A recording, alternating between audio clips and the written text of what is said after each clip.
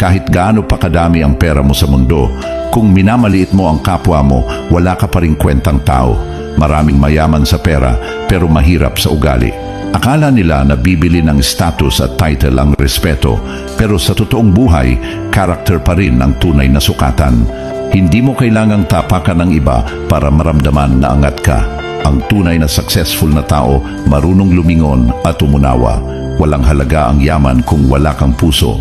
Minsan yung mga tahimik at simple pa ang mas may lalim. Hindi sila maingay sa achievements, pero dama mo ang respeto sa kilos at salita. Doon mo makikita kung sino talaga ang may class.